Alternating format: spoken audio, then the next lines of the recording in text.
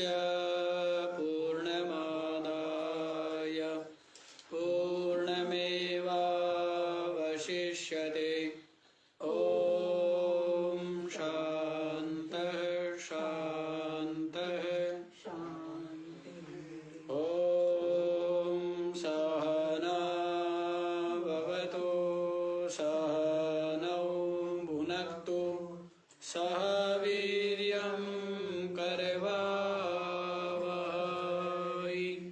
तेजस्विनावधीतमस्तु मा विद्विषावहै। ॐ शान्तः शान्तः शान्तः।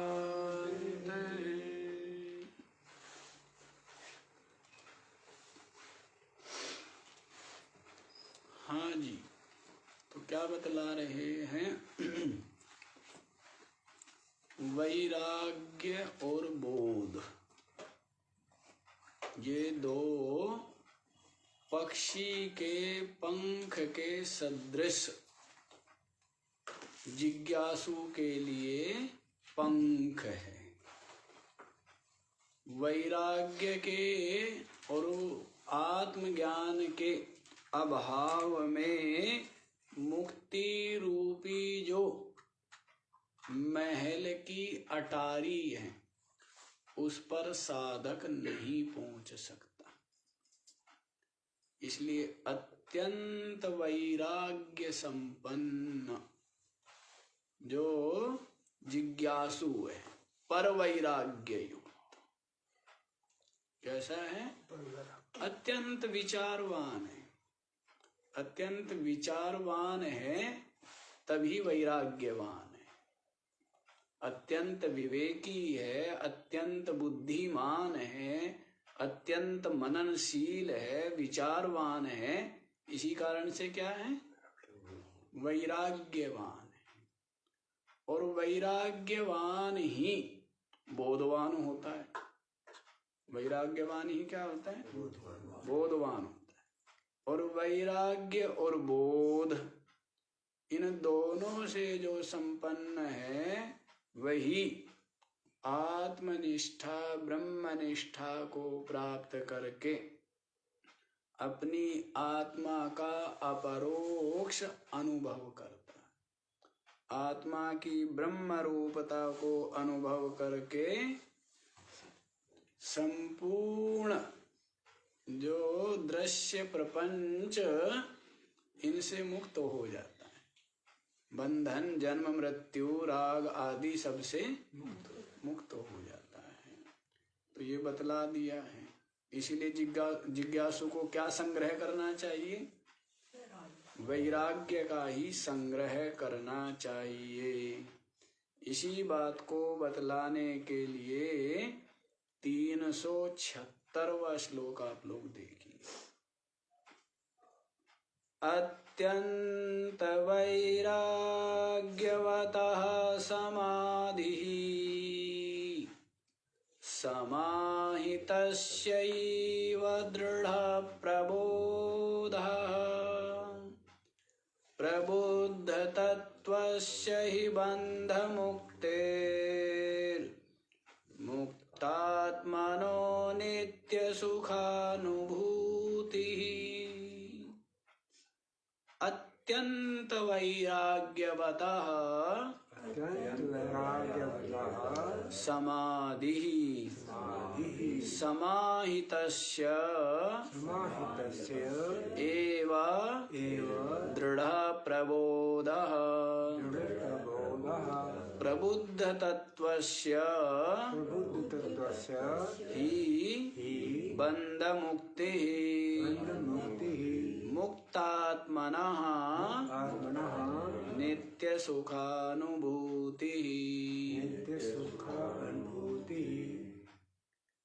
वेदांत तत्व जो दर्शन है, इसका साधन साध्य सिद्धांत सब कुछ एक श्लोक में ही बता दे रहे हैं। साधन भी बतला रहे हैं, साध्य भी बतला दिया, सिद्धांत जो साध्य प्राप्ति का है वो भी बता रहे, सारा का सारा बतला दिया है। साधन साध्य इसमें ही, साधन वैराग्य आदि है, साध्य तो अपनी आत्मा ही है, हैं? तो साधन साध्य दोनों को ही बतला दे रहे हैं। तो क्या बता रहे हैं? अत्यंत वैराग्यवतः समाधि, जो अत्यंत वैराग्यवान है उसका चित्त ही विक्षेप का त्याग करके समाहित होता है।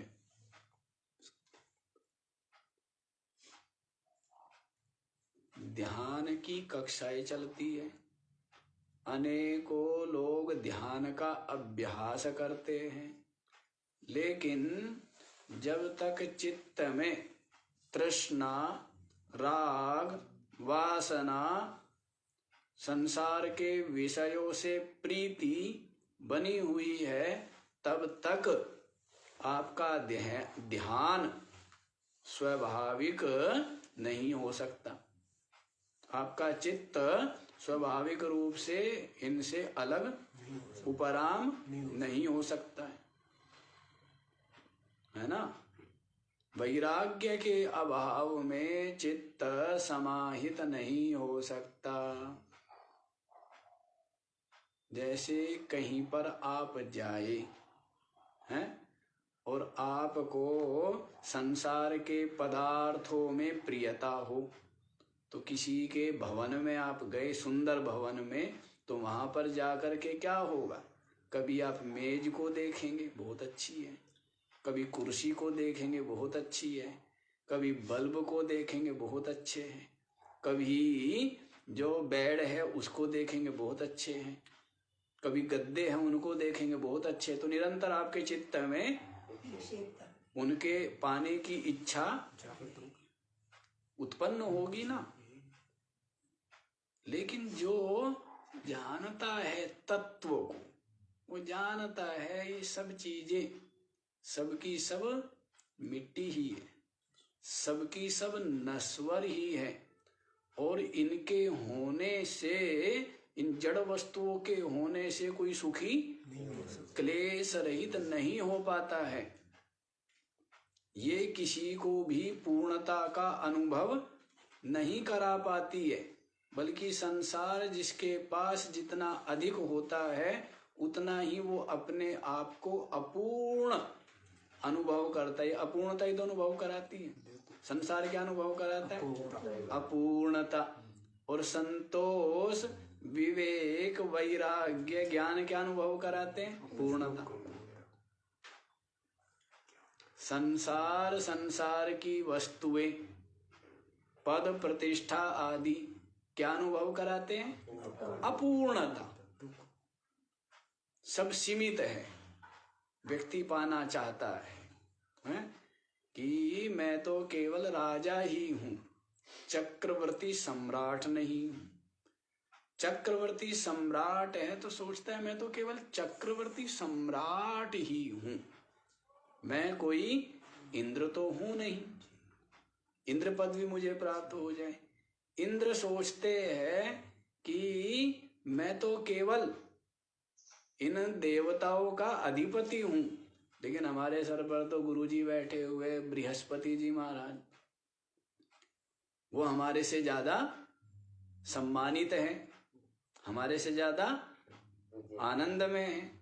बृहस्पति जी सोचते हैं कि हमारे पिताजी ज्यादा आनंद में हैं, ब्रह्मा जी हैं।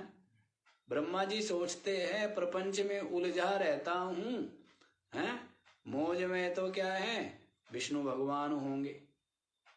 विष्णु जी सोचते हैं मैं भी जो है कितना ही बखेड़ा रहता है, घर गृहस्थी वाला हूं, हमारे से ज्यादा मौज में तो बाबा जी होंगे, शंकर जी हैं। शंकर जी सोचते हैं साथ में तो हमारी भी लगी हुई है माया, हैं, मौज में तो महात्मा ही है शायद, हैं। शंकर जी क्या सोचते हैं कि हमारे साथ भी क्या लगी हुई है, माया लगी हुई है। मौज में तो कौन है, माया रहित है, जो आत्मज्ञान संपन्न जो संत है वही क्या है, हाँ वही अनंत गुना बताया है ना। ज्ञानी जो आनंद मीमांसा बताई गई है उसमें ज्ञानी का जो आनंद है आत्मज्ञानी का, तो वो क्या बताया है, देवताओं के सबसे अनंत गुना अधिक है। ब्रह्माओं को जो आनंद है ब्रह्मा जी को, उसका भी ये बताया ना कि जैसे कोई व्यक्ति स्वस्थ है, युवा है, सामर्थ्यशाली है, तो उसको जितना सुख है उसका 100 गुना चक्रवर्ती सम्राट को है, उसका भी 100 गुना यक्ष है देवताओं को है, उनका भी 100 गुना इंद्र को है, इंद्र का भी 100 गुना बृहस्पति को है, बृहस्पति का 100 गुना ब्रह्मा जी को है, और ब्रह्मा जी का अनंत गुना विष्णु, ब्रह्मा जी का अनंत गुना ज्ञानी है ना। ब्रह्मा में दोनों वो भी आ गए, अंतर्भाव हो जाता है, तीनों बराबर में बैठते हैं, हाँ तीनों एका, एक ही बोलते हैं ना कि ब्रह्मा विष्णु सदाशिव जानत अविवेका, और प्रणव अक्षर के मध्य ये तीनों एका। तो ब्रह्मा का जो अनंत गुना आनंद है वो किसको है, वो तत्ववेत्ता तत्वनिष्ठ जो ज्ञानी है उसको ही है। समझ आया। तो इसलिए क्या बतला रहे हैं, इसलिए बता रहे हैं अत्यंत वैराग्य संपन्न जो है उसका चित्त ही समाहित हो सकता है, और जिसको राग बना हुआ है उसका चित्त समाहित नहीं हो सकता। वैराग्यवान को बिना प्रयत्न निरंतर समाधि है, बिना प्रयत्न निरंतर समाधि, राग नहीं है ना। इच्छा का मूल राग, और उस इच्छा के कारण होते हैं क्या, कर्म होते हैं, और उनमें सफलता विफलता होती है, सुख दुख होता है।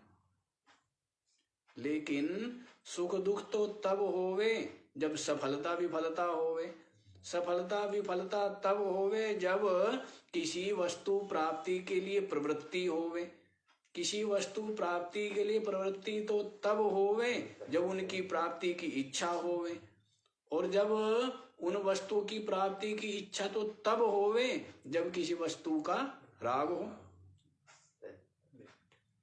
तो जब राग नहीं है तो इच्छा नहीं है, इच्छा नहीं तो प्रवृत्ति नहीं, प्रवृत्ति नहीं तो सफलता विफलता नहीं, और सफलता विफलता नहीं तो सुख दुख नहीं, तो क्या है, आनंद है। प्रवृत्ति का हेतु लाभ हानि सुख दुख का हेतु तो राग ही है। तो जो राग रहित है जिसका चित्त, उसकी तो बिना प्रयत्न ही निरंतर समाधि ही समाधि, निरंतर समाधि। आंखें, जिसको सहज समाधि कह दिया, क्या कहा है संतों ने, सहज समाधि। आंखें खुले हुए, कान खुले हुए, और शरीर आदि के द्वारा यथा योग्य व्यवहार करते हुए विवेकी को ये निश्चय, ये बोध, ये अनुभूति रहती है कि सब जड़ है, जड़ में ही समस्त कर्म क्रिया हो रही है, मैं साक्षी, मैं चेतन हूं। बैठे बैठे भी यही निश्चय अनुभव है, और करते हुए भी ये दृढ़, ये निश्चय, यही अनुभव है। दो ही तो चीज है, जड़ और चेतन। और साक्षी आत्मा से भिन्न सब कुछ क्या है? सब कुछ जड़ है। और चेतन जो है वो साक्षी, वो अलग ही है, बिल्कुल अलग है। बिल्कुल जैसे बल्ब से बिजली अलग है, पंखे से बिजली अलग है, cooler, heater, geyser, AC, fridge, सबसे बिजली वैसे ही शरीर से चेतन अलग, इंद्रियों से चेतन अलग, प्राण से चेतन अलग, मन से चेतन अलग, बुद्धि से चेतन अलग। तो मैं चेतन, ये तो नाम याद रख लिया, नाम याद रख ली, जाति याद रख ली है, वर्णाश्रम धर्म याद रख लिए हैं, सेठ धनी निर्धन जमीन जायदाद पुत्र स्त्री इतना कुछ याद रख ली। इतनी सी बात याद रखनी है, मैं चेतन। जब ये आपका चिंतन होगा, यही आपका निश्चय होगा, यही आपकी अनुभूति होगी। यही अनुभूति होगी कि मैं चेतन, मैं चेतन हूं। और ये देखना, सुनना, बोलना, सूंघना, चखना, ये सब क्या है? सब इंद्रियों में हो रहा है। ये चलना फिरना आदि सब इंद्रियों में, शरीर आदि का हो रहा है। तो मैं तो सबका जानने वाला, सबसे अलग, सबको सत्ता देने वाला चेतन हूं, साक्षी आत्मा। क्या तकलीफ है? कोई तकलीफ है क्या? लेकिन जो स्थूल बुद्धि वाले हैं उनके लिए तो ये विचार, ये निश्चय कठिन है। किनके लिए? स्थूल बुद्धि।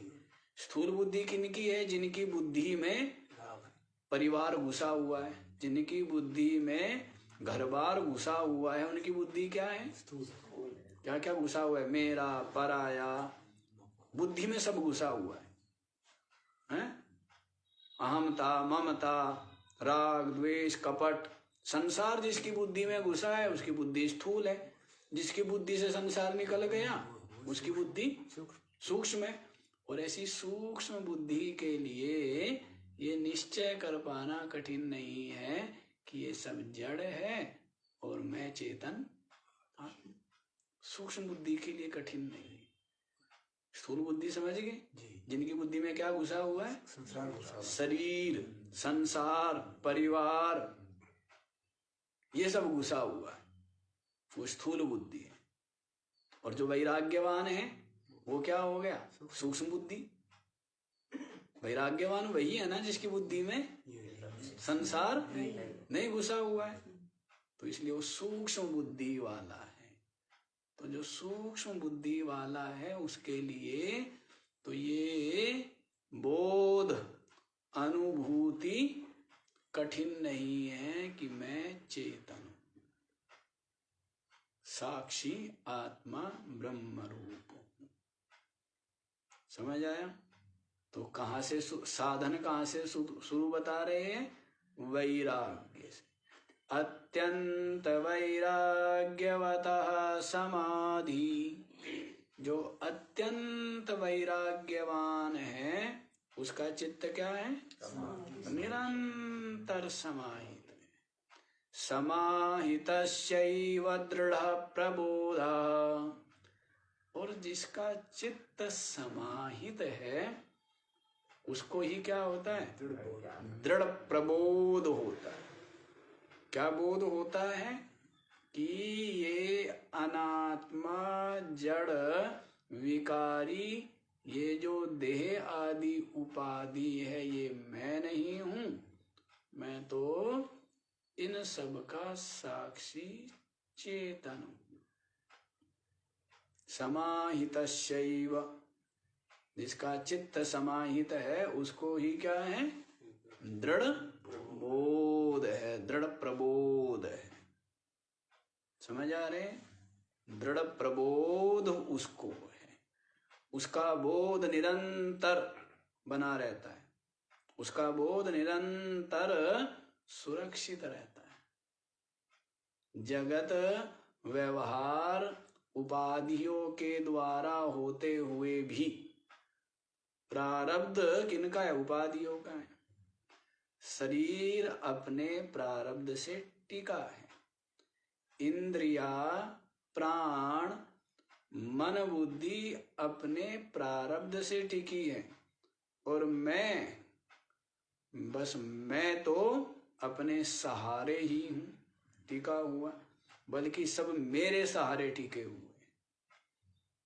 ये शरीर, इंद्रिया, प्राण, मन, बुद्धि भी अपने प्रारब्ध का भोग मेरे सहारे करते हैं। क्या करते हैं? सब मेरे सहारे टिके हुए। सबका सहारा मैं, सबको सत्ता देने वाला, सबको जानने वाला, सबका प्रकाशक तो मैं ही हूं। तो मैं तो क्या हूं? मैं तो चेतन हूं। तो इस शरीर आदि प्रारब्ध से टिके हुए हैं। प्रारब्ध से उपाधियों में क्या होता है? व्यवहार हो रहा है, होता रहे, लेकिन मैं तो असंग निर्लेप साक्षी आत्मा हूं। ऐसा बोध, ऐसा अनुभव किसको बना रहता है? ज्ञानी को बना रहता है। ज्ञानी को बना रहता है। प्रबुद्ध तत्वस्य हि बंध मुक्ति ही। और जिसको आत्म तत्व का बोध है, जिसको अपने स्वरूप का बोध है, वही बंध मुक्ति। वही क्या है? बंधन से मुक्ति। बंधन तो मेरे को कभी था ही नहीं। बंधन की मुझ में संभावना ही नहीं। बंधन मेरे समीप भी नहीं आ सकता। लेकिन भ्रम देखो, भ्रम के कारण से क्या मानता हूं? बंधा हुआ मानता हूं। जैसे किसी व्यक्ति ने छाया पर थूक दिया, आपके शरीर की छाया पर, या पैर पटक दिया, तो आप क्या कहते हो? मेरे ऊपर थूक दिया है, मेरे ऊपर पैर पटक दिया है। जबकि आप बिल्कुल उससे क्या हो? अलग ही।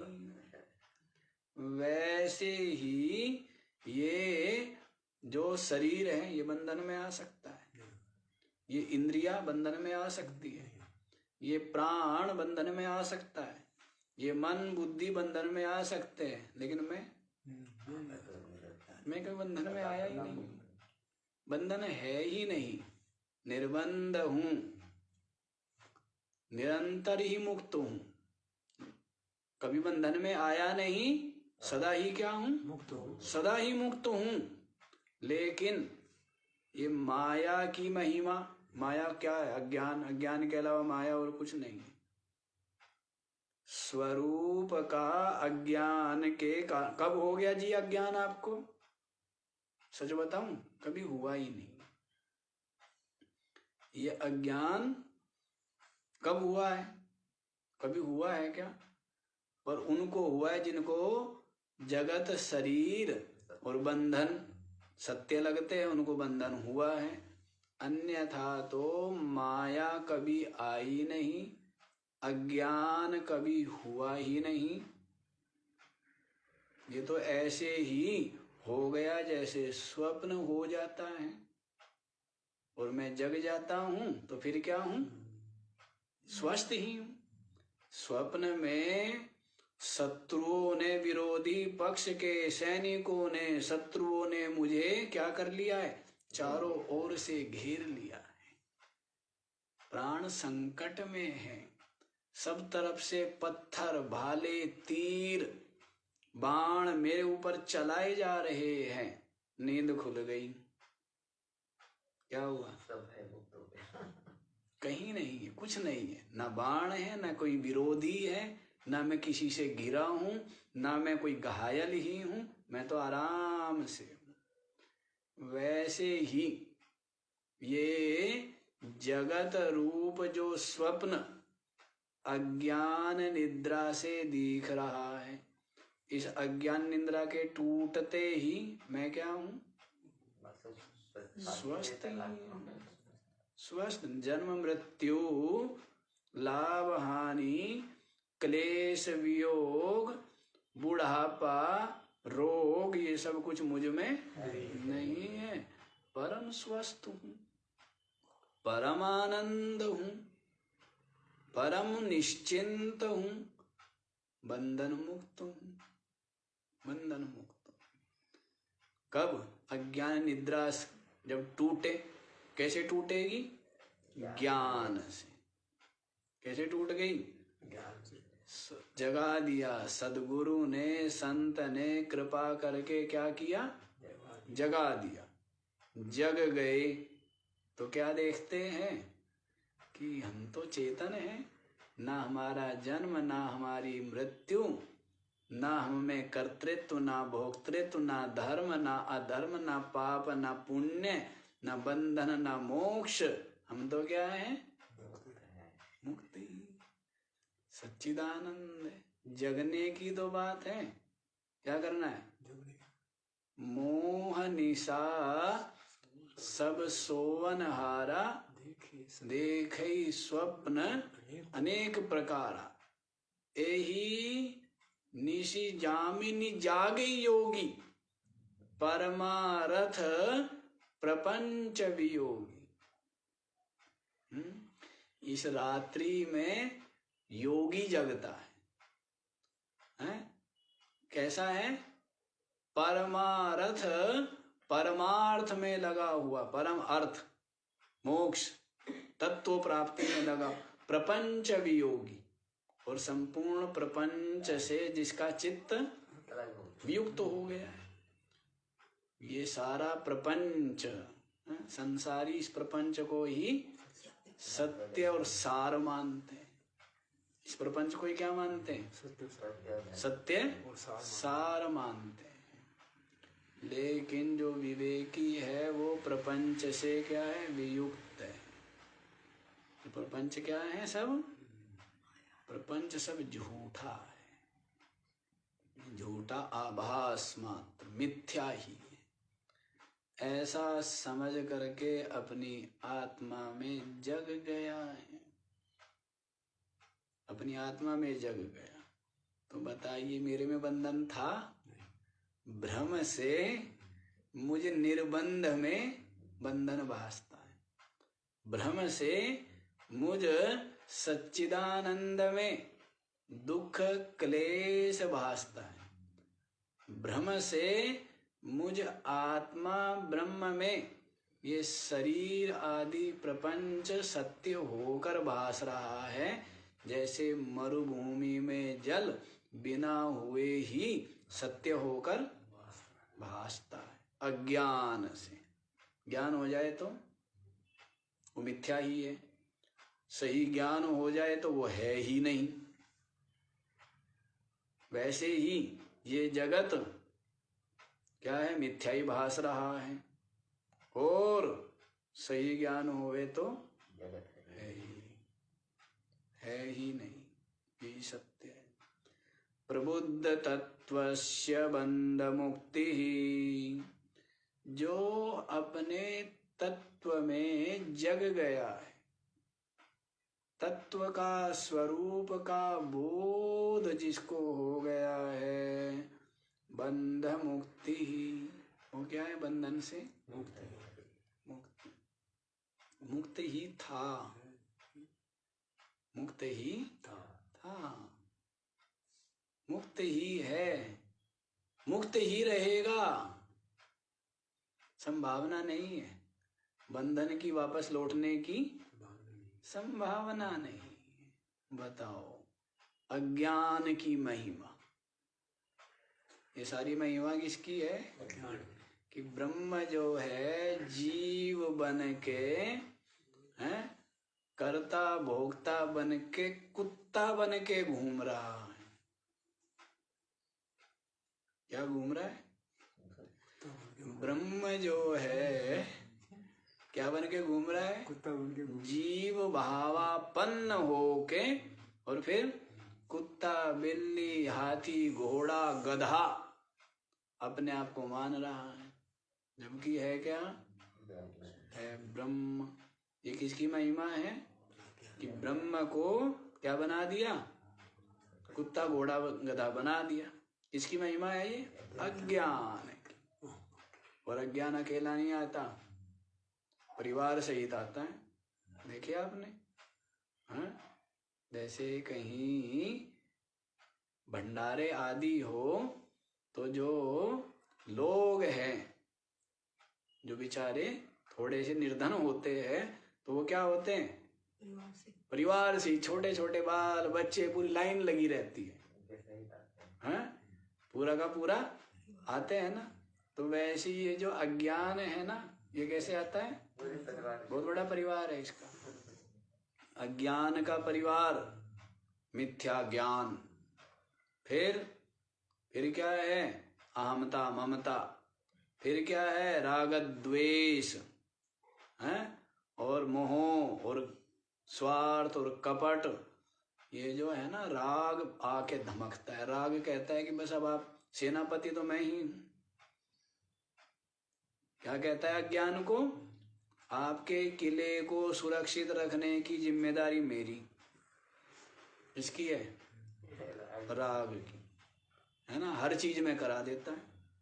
क्या कराता है? स्थान में, देश में, काल में, वस्तु, व्यक्ति, धन, पद, प्रतिष्ठा, है, सब में क्या करा देता है? हाँ। तो राग कहता है अज्ञान को, किले को सुरक्षित रखना काम मेरा। दो ही तो काम है, राग और अज्ञान, ये दो ही को तो हटाना है। राग का वैराग्य है, राग का विपरीत क्या है? और अज्ञान का विपरीत क्या है? ये दो ही है बस। ये दोनों भाई मिल करके, एक भाई कहता है कि मैं क्या करूंगा, उसकी आंखें बंद करूंगा। दूसरा कहता है कि तू डंडा लेके कूट देना, है। एक अज्ञान ने आंखें बंद की और राग जो है इसको कूट रहा है। राग क्या कर रहा है? इस जीव को लगातार कूट रहा है, जन्म जन्मांतरों से पीटता जा रहा है, पीटता रहता है। क्या करता रहता है? रोता रहता है। थोड़ा बहुत जब पीटना बंद कर देता, थोड़ी देर के लिए फुर्सत, उसी में सुख मानने लगता है। जिस काल के लिए राग डंडे नहीं मारता, ऐसा समय बीच में आता है ना, थोड़ा थोड़ा सा, उतने में ही सुख मानता है। और बाकी तो क्या लगते रहते हैं हर समय। जब डंडे लगते हैं तब रोता है, चिल्लाता है। थोड़ी देर डंडा लगना बंद होता है तो उसी को ही परम सुख समझता है। ये स्थिति है। ये नहीं पता कि आगे फिर डंडे तो भी लगने ही वाले हैं। वो मिला है 2 मिनट का, वो क्या मिलता है? हाँ, इंटरवल हुआ है, चाय पानी पी लो भाई तब तक। जैसे पुलिस वाले होते हैं ना, मारते पीटते अपराधी को, और बीच में जब थक जाते हैं पीटते पीटते तो क्या करते हैं? वो चाय पानी पी लो भाई तब तक। तो वैसे ही इस जीव को क्या करता है? ये राग कूट रहा है। और ये अज्ञान, ये दो ही है, ये सुरक्षित रखते हैं किले को। अब पहले क्या करो? अज्ञान को कमजोर करो। तो अज्ञान कमजोर, जिसका भाई मर जाएगा, राम जी ने रावण को कमजोर किया ना पहले। रावण को सीधे मारना तो कठिन काम है, पहले क्या करो? कमजोर करो। तो भाई को मारा, कुंभकर्ण को, उनके बाल बच्चों को। अब रावण क्या हो गया? कमजोर हो गया। अब रावण को तो मारना सहज ही है। वैसे इस अज्ञान को मारना चाहते हो ना? हाँ, क्या महाराज मारना चाहते? लगे हुए हैं सब, पर अज्ञान बड़ा ताकतवर है। कब तक? जब तक राग बना हुआ है तब तक उसको कोई चिंता नहीं है। राग गली तो हो गया, फिर अज्ञान कमजोर पड़ गया, अब नहीं रह पाएगा। लेकिन आप मोह राग रखते हुए क्या करना चाहते हो? अज्ञान को मारना चाहते हो। अज्ञान नहीं मरेगा, कभी तक लगे रहो, अज्ञान मरने वाला नहीं है। कैसे मरेगा? पहले राग, आसक्ति जिसको कहा है, मोह, इसको मारना पड़ेगा। इसको मार डालिए तो फिर अज्ञान तो मरा मराया है, अज्ञान को मारने में ज्यादा वो नहीं लगेगा, अज्ञान तो तुरंत मर जाएगा, आसक्ति छोड़ना यही कठिन बताते हो आप लोग, है ना, यही क्या है, यही कठिन है। तो राग को छोड़ दिया तो अज्ञान भी गलित तो हो जाता है। यही बता रहे हैं कि अज्ञान की महिमा, ब्रह्म जीव बन के क्या है, विविध योनियां प्राप्त करके क्लेश भुगत रहा है। कौन? ब्रह्म ही। और ये अज्ञान हट जाए तो ये क्या है, ब्रह्म ही बंधन से मुक्त ही है। प्रबुद्ध तत्वस्य ही बंध मुक्ति ही। जो अपने तत्व के बोध से संपन्न है वो तो बंधन से मुक्त ही है। मुक्तात्मनः नित्य सुखानुभूति ही। और जो मुक्तात्मा है उसको तो निरंतर सुख की अनुभूति बनी रहती है, निरंतर है? कैसा सुख? विषय वस्तु का सुख नहीं जी, अपनी आत्मा आनंद घन है, अपनी आत्मा आनंद घन है। तो वह आनंद घन में उसका बना रहता है, उसका स्वरूप है, आनंद घन स्वरूप है। इसीलिए जो मुक्तात्मा है वो तो, अभी आप लोग सोचते कि महाराज जी जगत के बिना, परिवार के बिना, शरीर के बिना भी कोई मुक्ति होती है क्या? हैं?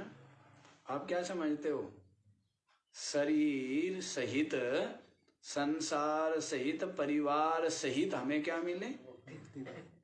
ऐसे ही चाहते हैं ना? क्यों इतना ज्यादा इसको सत्य माना हुआ है?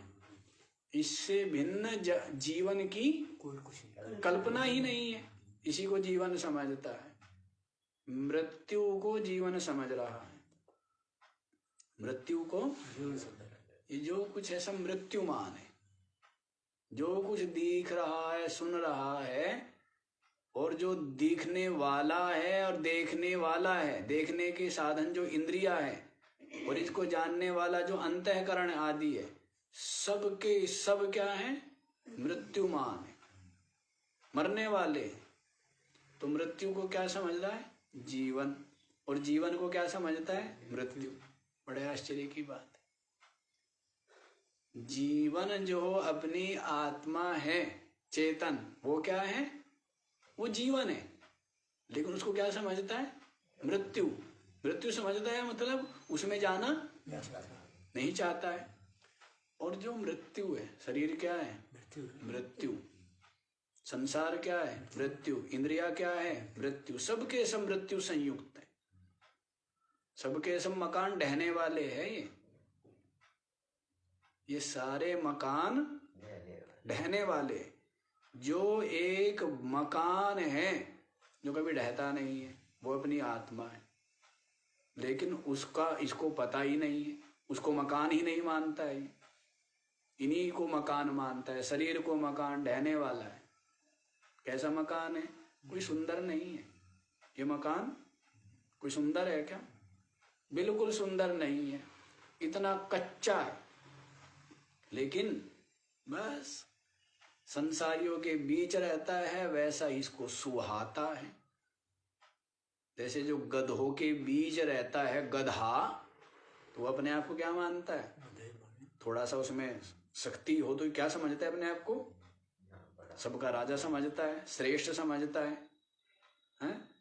गधा वैसा ही है, इन शरीरधारियों के बीच रहता है, अपने को शरीर समझता है, और इस शरीर में ही प्रियता, शोभनता, बुद्धि कर लेता है। जबकि हाड़ मांस का ये कच्चा घड़ा कब गिर जाए, और गिर जाए ना गिर जाए वैसे तो कोई प्रयोजन नहीं, पर गिर जाए तो अच्छा ही है, कोई ऐसी बात नहीं। गिर जाए तो भी क्या करना है, इसे घड़े का। इसके मरने से आप थोड़ा मर जाओगे, बड़े डर रहे हो, आप मर जाओगे।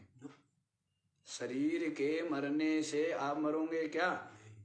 फिर क्यों डरते हो इसके मरने से? बड़ा डर लगता है।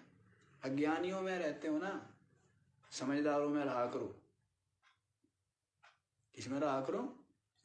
आप नहीं मरोगे, आप कभी मरते ही नहीं हो। शरीर मर जाए एक व्यर्थ का बोझा ही है, पर ये दंड मिला हुआ है आपको। क्या मिला हुआ है? प्रारब्ध का दंड मिला है, सजा। किसी से कोई गलती हो गई, उसको क्या हो जाती है? सजा हो जाती है। अब वो सुधर गया, लेकिन उसको पश्चाताप भी है, और उसको क्या है कि पूरा सुधार कर लिया है, उसने निश्चय कर लिया है।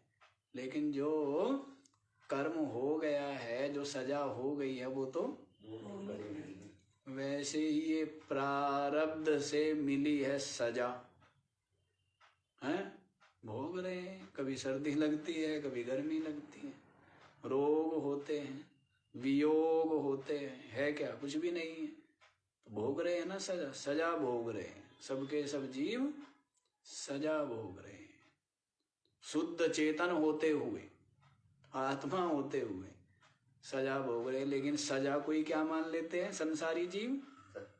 हाँ, इसी को ही सुंदर मानने लगते हैं। सजा को ही कहते हैं महाराज बस ऐसी सजा तो हमें प्रिय है, इसलिए बारंबार क्या मिलती है? फिर बारंबार सजा मिलती है। बारंबार वैसे ही कर्म करता है, वैसे ही संस्कार एकत्रित होते हैं, इसलिए बारंबार चलो भाई सजा, फिर मिलो। बस इसकी जेल बदलती रहती है। क्या होती रहती है? जैसे जेल से शिफ्ट कर देते हैं ना, कि उस जेल से उस जेल में शिफ्ट कर देते हैं, तो वैसे ही शरीर, मनुष्य शरीर की जेल, कभी पक्षी शरीर की जेल, कभी पशु शरीर की जेल, क्या मिल रही है? जेल। लेकिन जेल को ही क्या मानने लगता है? अपना घर मान लिया। जेल को घर मान लिया और अपने घर वापस। जैसे कोई बालक निर्बुद्धि दुर्भाग्यशाली अपने माता पिता से रुष्ट होकर और कहीं चला जाता है, और वहां पर क्लेश भोगता है, क्लेश पाता है। कहीं ढब्बे पर क्या करता है? बर्तन मांजेगा, सफाई करेगा, केवल उसका दुर्भाग्य सामने आ गया, बुद्धि मलिन हो गई। अन्यथा माता पिता के पास रहता, कैसे रहता? ठाठ में रहता। माता पिता के पास कैसे रहता है बालक? आनंद में रहता है ना, निश्चिंत रहता है, निर्भय रहता है। और माता पिता से दूर चला गया, बुद्धि मारी गई ना, बुद्धि मलिन हुई, इसलिए माता पिता से रुष्ट होकर भाग जाता है, दुर्भाग्य आ गया। वैसे ही आपका दुर्भाग्य आ गया, और आप इस शरीर, अपनी आत्मा को छोड़ के और शरीर में ही, हाँ, इसको ही श्रेष्ठ मानने लग गए, सत्य मानने लग गए। दुर्भाग्य आ गया सामने, बुद्धि मारी गई। आपकी बुद्धि को ही तो, जो मारी गई है ना, उस बुद्धि को ही क्या कर रहे हैं? हाँ, उसको ठीक कर रहे हैं। बुद्धि अज्ञान, बुद्धि में क्या आ गया? इसीलिए जीव भाव है, इसलिए कर्तृत्व भोक्तृत्व है, इसीलिए मैं शरीर हूं और ये शरीर के संबंधी मेरे हैं। ये सब कहाँ निश्चय? बुद्धि में। बुद्धि मारी गई, दुर्भाग्य आ गया आपका। सत्संग मिल गया तो क्या हो गया? सौभाग्य हो गया, उदय हो गया। सत्संग मिला तो क्या? सौभाग्य उदय हो गया। और ज्ञान पा लिया तो बुद्धि अज्ञान रहित तो हो गई, मलिनता दूर हुई। तो फिर क्या कहता है? मैं तो चेतन निर्बंध आत्मा हूं, नित्य ही मुक्त हूं, सच्चिदानंद रूप हूं। बताओ, बताइए, इसी को फिर भी आप सत्य मान रहे हो, संसार शरीर को। इतनी बार समझाने के पश्चात भी अब तो जग जाइए। समझ आ गया ये वाला? समझ लो अच्छे से क्या बताया है। जो अत्यंत वैराग्यवान है उसका ही चित्त संपूर्ण दृश्य विषय वस्तु प्रपंच से मुक्त होकर समाहित रहता है। और जिसका चित्त समाहित है उसको ही, उसका बोध ही दृढ़ होता है। उसका जो बोध है वही क्या होता है? क्या बोध? मैं चेतन हूँ, शरीर आदि में नहीं हूँ, मैं चेतन आत्मा। और जिसको बोध हो गया अपने स्वरूप का, वही क्या है? बंधन से मुक्त है, अज्ञान से मुक्त है। और जो बंधन से मुक्त है उसको निरंतर सुख की अनुभूति बनी रहती है। निरंतर क्या है वो? निरंतर मुक्त है, आनंद घन रूप है, निर्भय निश्चिंत निर्द्वंद्व अद्वैत में विराजमान है। अद्वैत में ही विराजमान है। देखो जी, ये द्वैत प्रपंच स्वयं इसको कल्प के कल्पना की और स्वयं ही इसमें राग कर लिया है।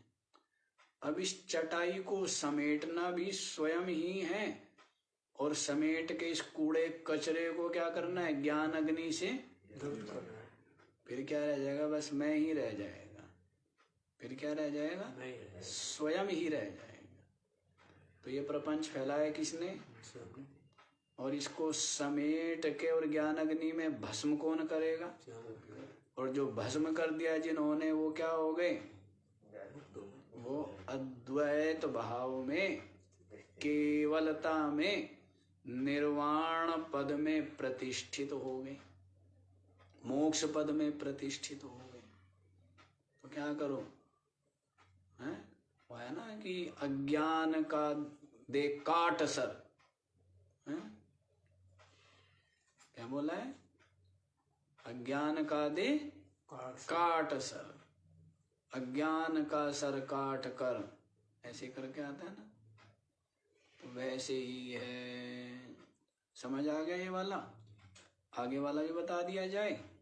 आगे वाला भी सुन लो जी, बहुत सुंदर, इतने सुंदर सुंदर बात। सौभाग्य है ना आप लोगों का, नहीं? कितने सुंदर सुंदर, इतनी स्वादिष्ट बातें सुनने को मिल रही है। तो 377वां श्लोक देखो। वैराग्यान परम सुखस्य जनकम् पश्यामि वश्यात्मना तच्चेच्छुद्धतरात्मबोधसहितं स्वराज्यसाम्राज्यधुक् एतद्द्वारमजस्रमुक्तिर्युवते यस्मात् त्वमस्मात् परम् सर्वत्र स्पृहया सदात्मनि सदा प्रज्ञां कुरु श्रेयसे। वैराग्यात् न परम सुखस्य जनकम् पश्यामि वश्यात्मनः तच्चेत् शुद्धतरात्मबोधसहितं स्वराज्य साम्राज्यधुक् एतद्द्वारम् अजस्रमुक्ति युवते यस्मात् त्वं अस्मात् परम सर्वत्र अस्पृहया सदात्मनि सदा प्रज्ञां कुरु श्रेयसे।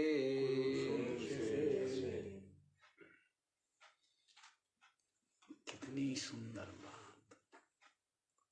वश्यात्मनः वैराग्यात् परम सुखस्य जनकम न पश्यामि। गुरुदेव कह रहे हैं, क्या गुरुदेव कह रहे हैं शिष्य को, वश्यात्मनः, जिसने अपने अंतःकरण को क्या कर लिया, वश में कर लिया है, संयत कर लिया है। संयत चित्त वाला विवेकी के लिए वैराग्यात् परम सुखस्य जनकम न पश्यामि, वैराग्य से बढ़कर के अन्य कोई सुख देने वाला नहीं है। संसारी लोग राग में सुख मानते हैं।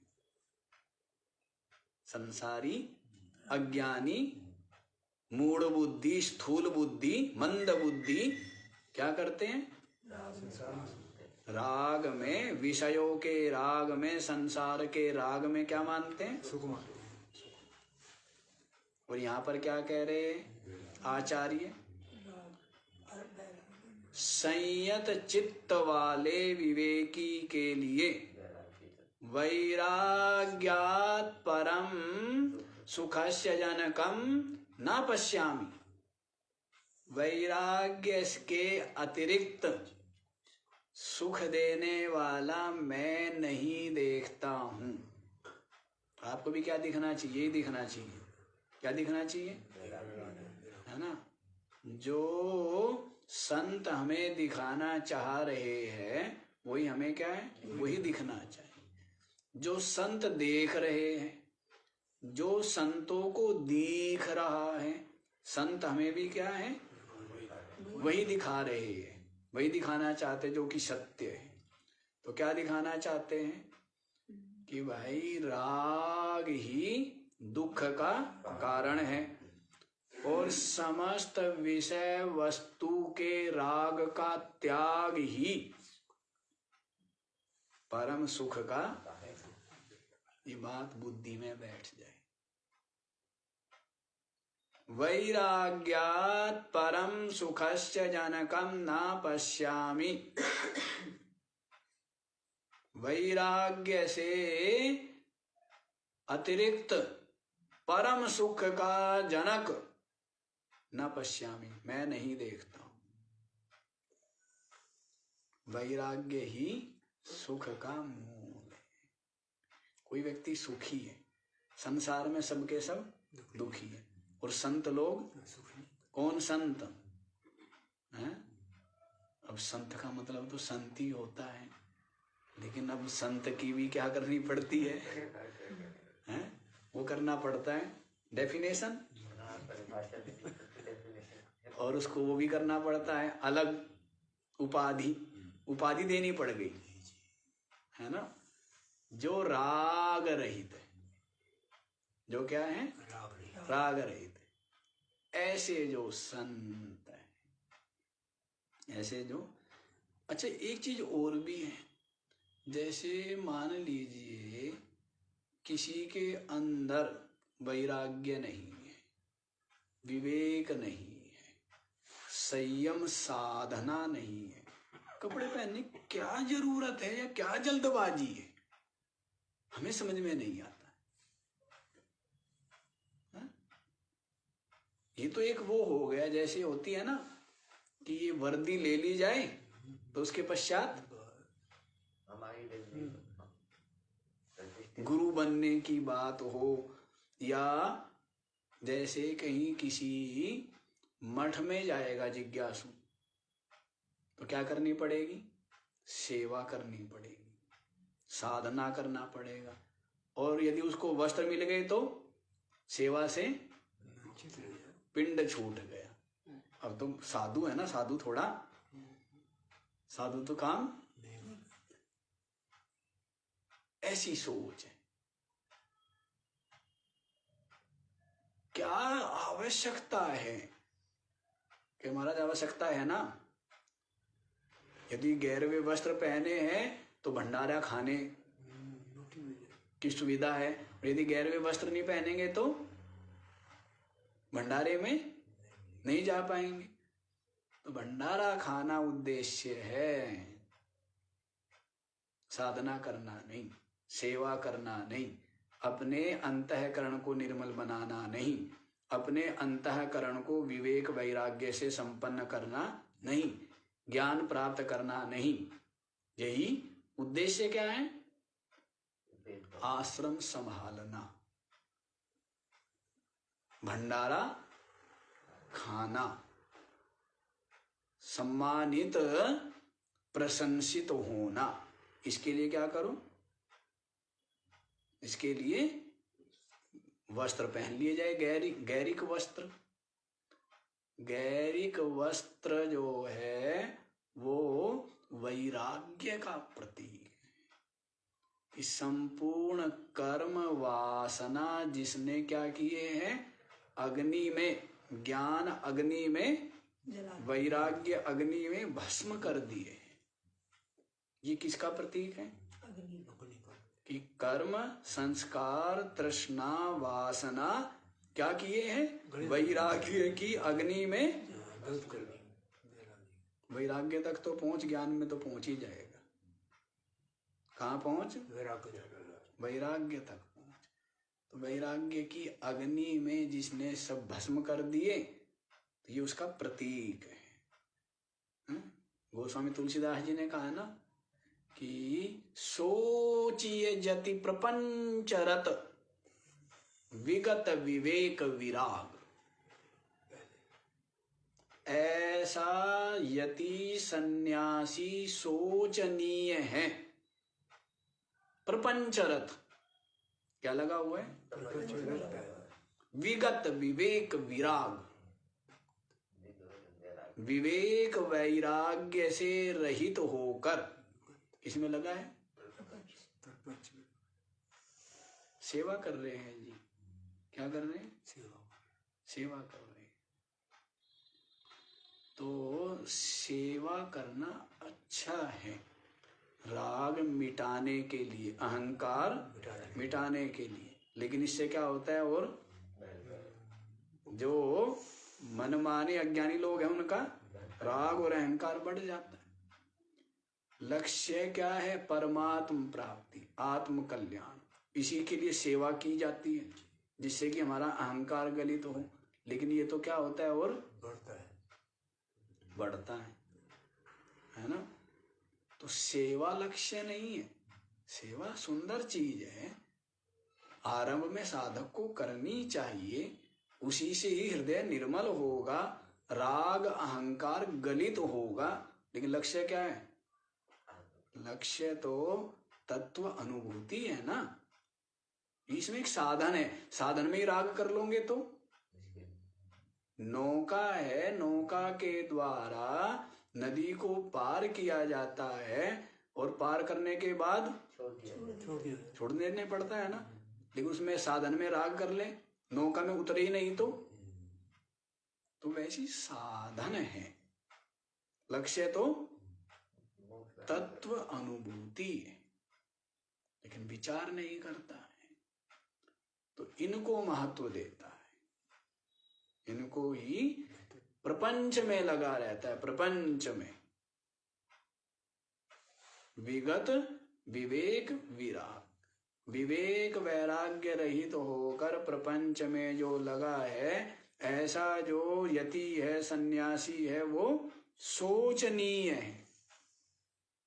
बताया है ना गोस्वामी तुलसीदास जी ने कि दशरथ महाराज सोचनीय नहीं थे। उन्होंने कर्तव्य कर्म किया, धर्म का आचरण किया, सत्यनिष्ठ थे, प्रजापालक थे, तपस्वी थे, संयमी थे। तो राजा जो दशरथ है वो सोचनीय नहीं है। भरत जी को कह रहे हैं फिर वहां पर सब बताया है। बैखानस सोई सोचन जोगु तप विहाय जेहि भावई भोगु। ऐसा वानप्रस्थी सोचनीय है। सारे के सारे वानप्रस्थी बैठे, सारे के सारे क्या बैठे? वैखानस सोई सोचन जोगु, ऐसा वानप्रस्थी सोचनीय है। तप विहाय जेहि भावई भोगु, जिसको तपस्या को छोड़ के क्या प्रिय लगते हैं? भोग प्रिय लगते, संसार प्रिय लगता है। ऐसा जो वानप्रस्थी है वो क्या है? सोचनीय। और वहां पर सबके लिए आया है कि ऐसा गृहस्थी भी सोचनीय है जो सोच, वो आता है ना कि सोचन जो मोह बस करई कर्म पथ त्याग, है ना, जो वो गृहस्थ सोचनीय है जो कर्म पथ का त्याग करता है, प्रमाद करता है, कर्म नहीं करता है, सत्कर्म नहीं करता है, अपना कर्तव्य कर्म नहीं कर रहा है, ऐसा गृहस्थ सोचनीय है। और ऐसा जो ब्रह्मचारी है वो भी क्या है? सोचनीय है, जो संयम और गुरु सेवा को छोड़कर आलस्य प्रमाद में रहता है। ऐसा जो ब्रह्मचारी है वो भी क्या है? सोचनीय। सबके लिए बता दिया ना। ब्रह्मचारी को क्या करना चाहिए? है? तप, गुरु सेवा और स्वाध्याय, ये किसका काम है? ब्रह्मचारी। गृहस्थ का क्या है? सत्कर्म करे ईमानदारी पूर्वक और यथा योग्य सबको क्या करें? सबको भिक्षा दें। सबका दायित्व तो इसके ऊपर ही है ना। ब्रह्मचारी, वानप्रस्थी, सन्यासी तीनों किसके आश्रित हैं? गृहस्थ के आश्रित हैं। तो तीनों का क्या करें? सेवा करना, पालन करना, वो किसका काम है? गृहस्थ का। और वानप्रस्थी का काम क्या है? तपस्या करना। जो भी गृहस्थ में रह करके जाने अनजाने जो कुछ भी राग, जो कुछ भी आसक्ति, मोह, स्वार्थ, कपट जो भी हुआ, उन सब का अब मैल धोना है ना, मिटाना है। बहुत दिन चादर ओढ़े रखी, अब उस चादर को क्या करना पड़ेगा? मैली हो गई। तो गृहस्थ में मन की चादर मैली होती है, तो वानप्रस्थ में उसको क्या करना पड़ता है? तप के द्वारा, विचार, संयम, साधना के द्वारा क्या करना? और जब धो गई, सन्यास में उसको रंग दे देते हैं। रंग क्या देना है? कि तू ब्रह्म है, तू चेतन है, तू आत्मा है, तू देह आदि नहीं है। रंग दे दिया। रंग जब चादर धो दी है तो फिर चादर में रंग। तो ये बात है जी। समय तो हो गया, बाकी का विचार हम लोग कल ही करेंगे, इसका विचार।